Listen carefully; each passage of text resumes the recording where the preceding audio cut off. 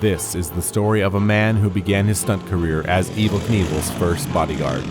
He heard the voice of Jesus Christ, departed from evil, and started the world's first full gospel stunt ministry that traveled the globe for over 50 years. When Gene Sullivan first met Evel Knievel in 1970, he had just finished 2 naval tours of Vietnam, had won 5 heavyweight boxing championships, and was on the verge of signing a contract with Rocky Marciano. Gene's father, famous sports writer Prescott Sullivan, was writing a feature on Evel Knievel and asked Gene to come along.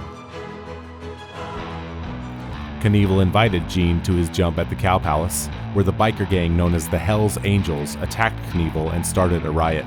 Gene instinctively rushed to Knievel's aid, skillfully fighting off several attackers and ushering him to safety. Evel was so impressed, he hired Gene on the spot, appointing him personal bodyguard and right-hand man. Gene's time as Knievel's bodyguard was full of adventures and escapades, but ultimately Gene had bigger plans and set off to start his own stunt business. Gene founded Shamrock Associates and was quickly gaining momentum when he was contacted by Knievel's former promoter, Kenny Brown. Kenny offered Gene a contract containing a corporate sponsorship, celebrity endorsements, and an international stunt tour worth over $2 million. It was at this time when Gene was invited to a Christian businessmen's breakfast. He reluctantly agreed to go, and upon hearing a short testimony, Gene was so moved he offered up a simple prayer. I just totally gave my life to God. I knew He wanted everything. I knew He wanted just everything that I had. Gene had made a practice of obeying the voice of authority in his life, and this time was no different.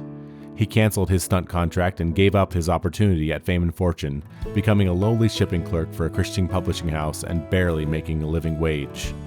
He served the ministry for several years, organizing events, mowing lawns, and giving himself to being a true disciple.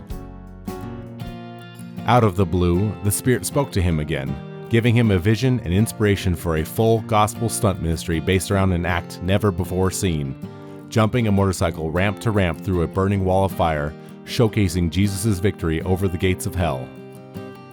Gene had no bank account, no credit card, no sponsors, and didn't charge admission, yet Jump for Jesus was an instant success. Traveling to schools, churches, prisons, county fairs, and stadiums across the country.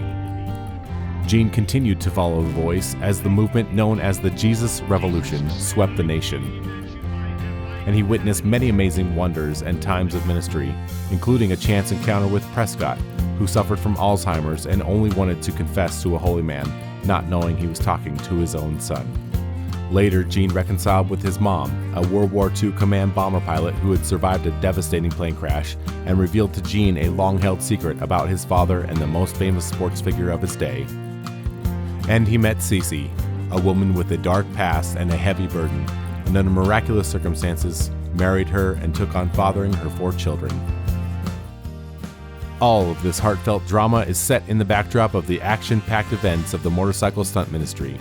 Jump for Jesus traveled the globe and ministered to thousands of people, everyone from school children to a king, and eventually, Evel Knievel himself. Knievel had his own conversion and sought to reconcile with Gene.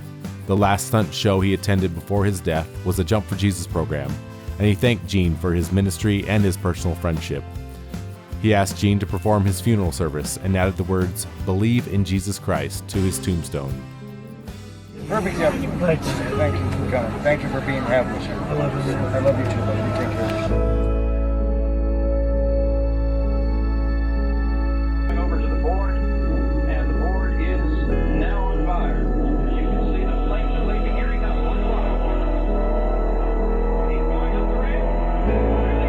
Through the board, and he is safe on the other side, throwing off a few bits of burning fiberboard. He appears to be safe and well.